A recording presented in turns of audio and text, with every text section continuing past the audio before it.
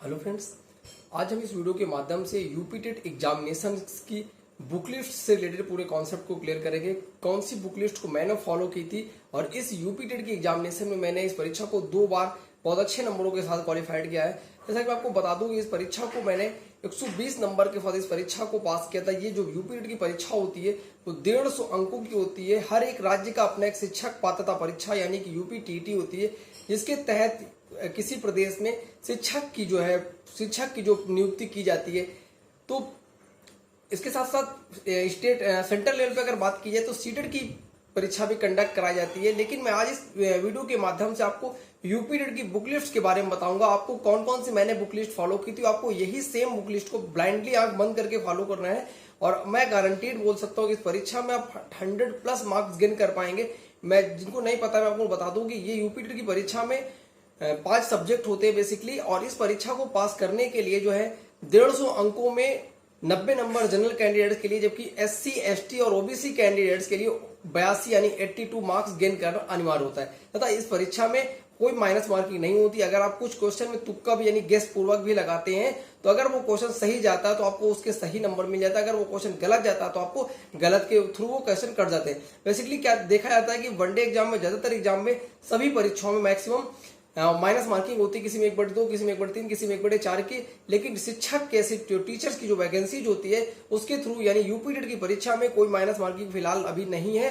तो मैं आपको बता दूं, अगर आप किसी भी परीक्षा की तैयारी करते हैं, सबसे पहले मैं कई पॉइंट्स के थ्रू कॉन्सेप्ट को क्लियर करूंगा, तब एट लास्ट में आपको मैं बुक लिस्ट के बारे में बात करूंगा। मैं जिन बुक लिस्ट को मैंने फॉलो किया था, मैं आपको बुक लिस्ट आपको डिस्क्रिप्शन पे जो है बुक लिस्ट की लिंक जो है प्रोवाइड कर दूंगा। आप चाहें तो ऑनलाइन परचेज कर सकते हैं, आप चाहें तो मार्केट से ऑफलाइन परचेज कर सकते हैं, जैसे आपकी इच्छा हो। क्योंकि ऑनलाइन ऑफलाइन से 10-5 रुपए 10-20 रुपए आपका डिफरेंस सस्ता ही मिलेगा। तो आप ऑनलाइन अगर अमेजोन के थ्रू आप ऑनलाइन परचेज कर लेते हो तो बेसिकली आपको कम रेट पे मिल जाएगा, आपको मार्केट भी नहीं जाना पड़ेगा।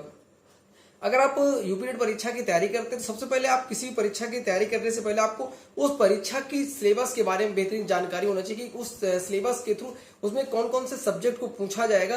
जैसा कि मैं आपको दिखा दूं, ये सिलेबस 2018 की यूपी टेट एग्जामिनेशन का सिलेबस है जो है।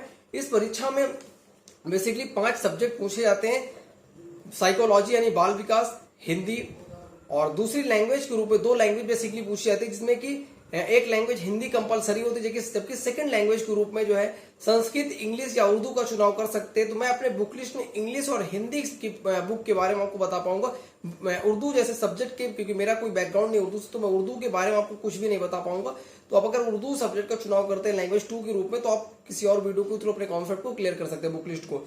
तो मैं इसके साथ थर्ड सब्जेक्ट की, अगर फोर्थ सब्जेक्ट की बात की जाए तो फोर्थ सब्जेक्ट के रूप में मैथ होता है। जब फिफ्थ लास्ट सब्जेक्ट की बात की जाए तो इसमें आपका EVS यानी कि जीके वाला कुछ पार्ट होता है। खैर जीके तो नहीं होता, लेकिन हाँ जीके का कुछ पार्ट होता है।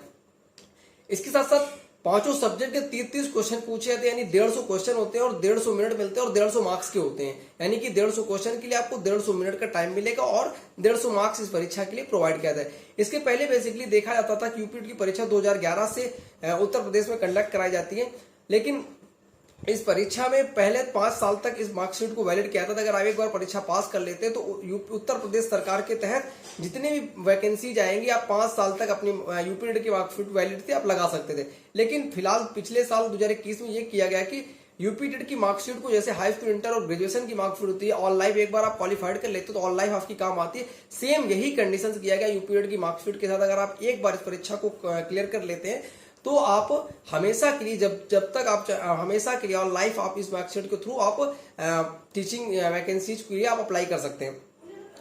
तो मैंने आपको स्टार्टिंग में पहला पॉइंट बताया आपको बेसिक सिलेबस के बारे में कि इसका सिलेबस क्या क्या होता है। और मैं ज्यादा सिलेबस के बारे में डिटेल बातें नहीं करूंगा, आप सिलेबस इंटरनेट के थ्रू आप डाउनलोड कर सकते हैं। सेकंड नंबर का पॉइंट यह था, सेकंड नंबर पे आपको किसी भी एग्जाम का आपको उसके पास PYQ पेपर जरूर देख लेना चाहिए। PYQ पेपर देखने से ये कॉन्सेप्ट क्लियर हो जाता है कि आपको इस एग्जाम की प्रिपरेशन के लिए आपको कितना काम कर रहा है और कितना आपकी प्रिपरेशन ऑलरेडी है। क्यों? क्योंकि आपने इसके पहले हाई स्कूल, इंटर, ग्रेजुएशन और इसके साथ 2 साल का BEd या BTC किया होगा। था ऐसा नहीं कि आप बिल्कुल जीरो हैं, आपने पहले काफी हद तक पढ़ाई की। आपको थोड़ा सा और निखार लाना है, थोड़ा सा और अपने आप को अपडेट करना है, कुछ और नए सब्जेक्ट उनको और काम करना है, उसके थ्रू आप इस एग्जाम को आसानी से क्लियर कर सकते हैं। तो मैं सबसे पहले इसके 2 लैंग्वेज की बात करूंगा। 2 लैंग्वेज यानी पहले हिंदी जो कंपलसरी होगी उसकी बुक लिस्ट के बारे में बात करूंगा तो अगर आप हिंदी के लिए अगर बुक लिस्ट की बात की जाए तो हिंदी के लिए आप इस ये देख सकते हैं कि लूसेंट पब्लिकेशन की बुक है सामान्य हिंदी की।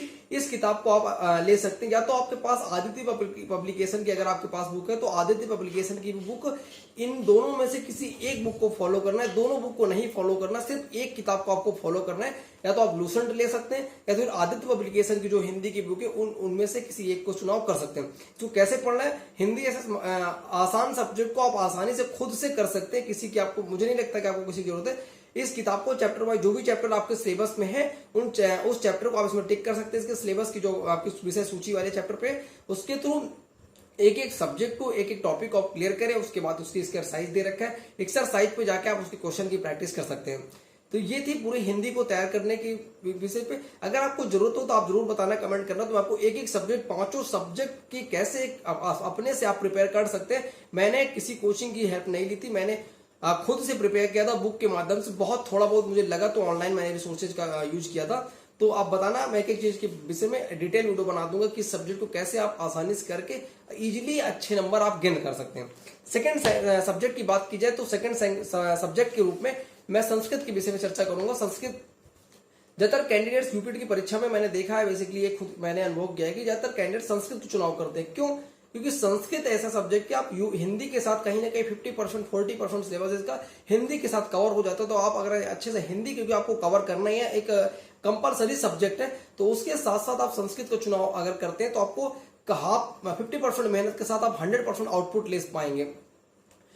इसके साथ साथ अगर बुक की बात की तो आप ये देख सकते हैं कि सर्वज्ञ भूषण सर के संस्कृत गंगा पब्लिकेशन के लिए आप इस बुक को अगर लेते हैं, क्योंकि ये स्पेशली यूपीटेट एग्जामिनेशन को फोकस करके बनाई गई है। अगर आप इस किताब का चुनाव करते हैं तो इस किताब के थ्रू आप आसानी से संस्कृत जैसे आसान सब्जेक्ट में, आसानी बोलूंगा, कम मेहनत करके आप इसमें 25, 26, 27 नंबर आप आसानी से गेन कर पाएंगे। क्योंकि मैंने इस परीक्षा के लिए पहली बार, मतलब इसको मैंने बहुत आसानी से अपने खुद से मेहनत करके लगभग 25-30 दिन मैंने इसको पढ़ा था।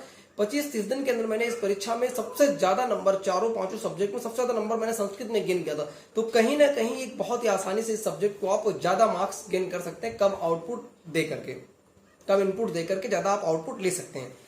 अगर आप इंग्लिश का चुनाव करते हैं, मैं ये नहीं कहता कि आप इंग्लिश का चुनाव ना करें। इंग्लिश का चुनाव कर अगर आप करते हैं, बहुत सारे कैंडिडेट ऐसे होते हैं जिनका संस्कृत की कोई खास बैकग्राउंड नहीं होता, तो आप अगर इंग्लिश का चुनाव करते हो तो ये है एक्सीलेंट पब्लिकेशन की बुक, जो ज्यादातर सभी कैंडिडेट्स क्लास इंटर तक पढ़ते हैं। क्योंकि इंग्लिश का भी जो सिलेबस है वो बहुत हाई फाई क्वेश्चन नहीं पूछे जाते हैं आपके यूपीटी की एग्जामिनेशन में। नॉर्मल क्वेश्चन होते हैं, आर्टिकल से, प्रोनाउन से, ये सब पार्ट्स ऑफ स्पीच से, यानी कि बहुत ही इजी क्वेश्चन होते हैं, नरेशन से, वॉइस से। तो इस तरह के टॉपिक्स होते हैं। तो आप आसानी से इस किताब का अगर चुनाव करते हैं तो इसके थ्रू, या आपके पास और भी कोई बुक है तो आप उस किताब से जो है इस इंग्लिश जैसे सब्जेक्ट को आप आसानी से कवर कर सकते हैं। इसके साथ साथ अगर आप, मैंने बताया था कि उर्दू के विषय में मुझे कोई जानकारी, तो उर्दू के विषय में नहीं चर्चा करूंगा। अब मैं थर्ड सब्जेक्ट के विषय में चर्चा करूंगा। थर्ड सब्जेक्ट आपका आता है मैथ यानी कि गणित।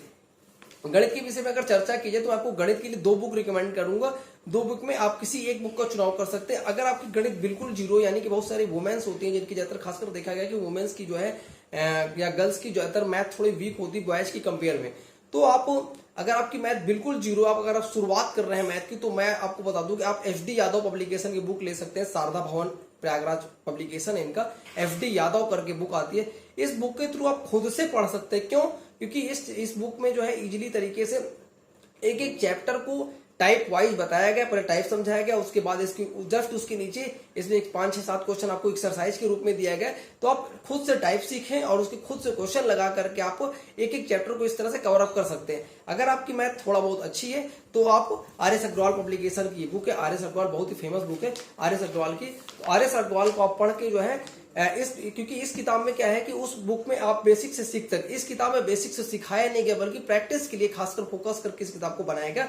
तो इस किताब को प्रैक्टिस के रूप में आप यूज कर सकते हैं आसानी से। आप अगर इस किताब को भी लगा लेते हैं क्वेश्चन, तो इस किताब से भी, या उस किताब या इसको, 2 में से किसी एक चुनाव बुक का अगर सिलेक्शन करते हैं तो आप आसानी से मैथ सब्जेक्ट में, अगर आपकी मैथ एवरेज भी है तब भी आप 22, 23, 24, 25 नंबर आसानी से गेन कर रहे हैं। अगर आपकी मैथ बहुत अच्छी तो आप 27, 28, 29 तक, 30 तक भी गेन कर सकते हैं, कोई बहुत बड़ी बात नहीं है।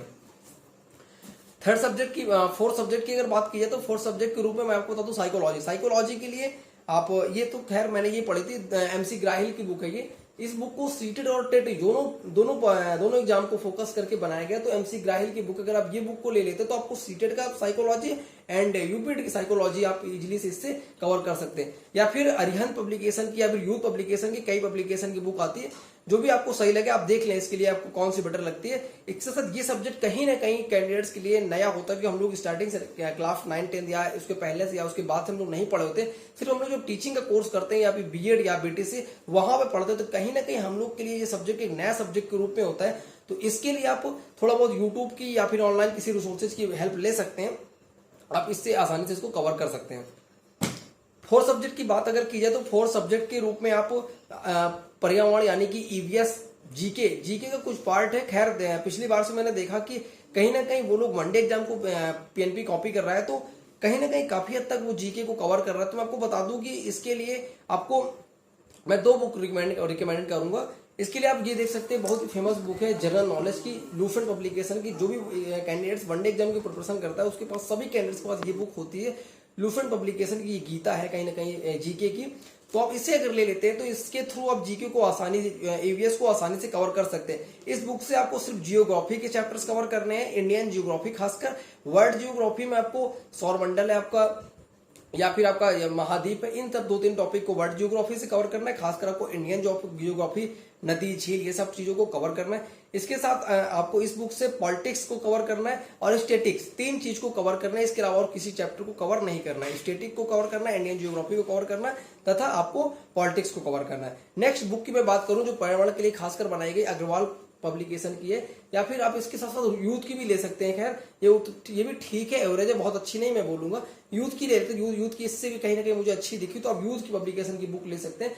आप इसके साथ साथ चीजों को चैप्टर वाइज कवर कर सकते हैं, क्योंकि यूथ पब्लिकेशन मैंने देखा कि पीवाईक्यू पेपर के साथ साथ काफी चीजों को एक्सप्लेन कर रखा है, एक्स्ट्रा भी काफी फैक्ट्स दे रखे हैं। अगर आप यूथ पब्लिकेशन की इस बुक को ले लेते हैं, ये भी कोई बुरी नहीं है, ये भी अगर बुक आप ले लेते हैं, 2 में से किसी एक बुक को ले लेते हैं, लूसेंट तो लेना ही लेना है आपको, कंपलसरी है। इन दोनों में से किसी एक बुक का आपको सिलेक्शन करना, क्योंकि मैं कई पार्ट के 2-2 बुक इसलिए बता रहा हूँ, कई सारे कैंडिडेट्स को बहुत सारी चीजें उनको नहीं समझ में आती या फिर लैंग्वेज नहीं समझ में आती बहुत से पब्लिकेशन की। तो आप अपने हिसाब से देख सकते हैं कौन सी बुक पढ़ने में आपको इजीली आसानी से आप उस चीज को कवर कर सकते हैं। तो ये थी पूरी बुक की बात। इसके साथ प्रैक्टिस सेट किस पब्लिकेशन का लेना है, तो मैं आने वाले टाइम पे आपको जल्दी बताऊंगा किस पब्लिकेशन इस टाइम पे बढ़िया यूपीटेट के लिए पब्लिकेशन बना रहा है। मैं खुद रिसर्च थोड़ा देखूंगा, उसके बाद ही आपको रिकमेंड करूंगा कि आप यूपीटेट एग्जामिनेशन के लिए किस पब्लिकेशन का प्रैक्टिस सेट लें, जिससे कि आप आसानी से ज्यादा नंबर गेन कर सकते हैं। आप ज्यादा से ज्यादा पहले सिलेबस को कवर कर ले, सिलेबस को कवर करने के बाद आप, क्योंकि सिलेबस को कवर करने के बाद आप अपनी प्रैक्टिस के थ्रू अपनी गलतियों को देख सकते हैं कहाँ पे आप गलत कर रहे हैं, क्योंकि प्रैक्टिस जितना करेंगे आप उतना ज्यादा अपने आप को अच्छा कहीं ना कहीं प्रूव कर पाएंगे एग्जाम हॉल। ये थी पूरी बुक लिस्ट की बातें। कोई भी चीज अगर आपको डाउट है तो आप कमेंट कर सकते हैं, कमेंट के थ्रू मैं आपके डाउट को क्लियर करने का प्रयास करूंगा। अगर आप इस चैनल पे नए, चैनल को जरूर सब्सक्राइब कर लें। इस प्रकार से यूपीटेट एग्जामिनेशन या फिर बीएड एंट्रेंस एग्जामिनेशन या फिर बहुत सारे टीचिंग एग्जाम से रिलेटेड कोई भी आपको डाउट हो तो अपने डाउट को क्लियर कर सकते हैं। अगर मेरे को समझ में आएगा तो मैं जरूर आपके डाउट को क्लियर करने का प्रयास करूंगा। चैनल पर नया है, चैनल को जरूर सब्सक्राइब करना है, वीडियो को अधिक से अधिक शेयर करना है, ज्यादातर कैंडिडेट्स के पास पहुंचाना है, क्योंकि बहुत सारे कैंडिडेट्स ऐसे होते हैं जो ना सिलेबस देखते हैं ना कुछ देखते, बस अगर यूट्यूब पे गए उन्होंने देखा कि थंबनेल पे लिखा है कि यूपीटेट, वो शुरू हो जाते हैं। बेसिकली ये कहीं ना कहीं तैयारी करने का गलत तरीका है, जहां तक मुझे ऐसा लगता है। ये पता ये तो घास काटने वाला तरीका, वो घास काटना। तो आप ये ना करें, आप पहले सिलेबस को देख लें, तब आसानी से किसी भी चैनल से या कहीं से भी आप पढ़ें, लेकिन आप अपने सिलेबस के अकॉर्डिंग करें। कहीं ना कहीं स्मार्ट वर्क करें, कम काम करके ज्यादा आउटपुट लेने का प्रयास करें, ज्यादा आउटपुट देकर कम इनपुट लेने का प्रयास मत करें, यानी कि मिस्टेक नहीं करने आपको ये। Thank you. अगर आप चैनल पर जरूर सब्सक्राइब करें, वीडियो को अधिक से शेयर करना है आपको भूलना नहीं है। Thank you.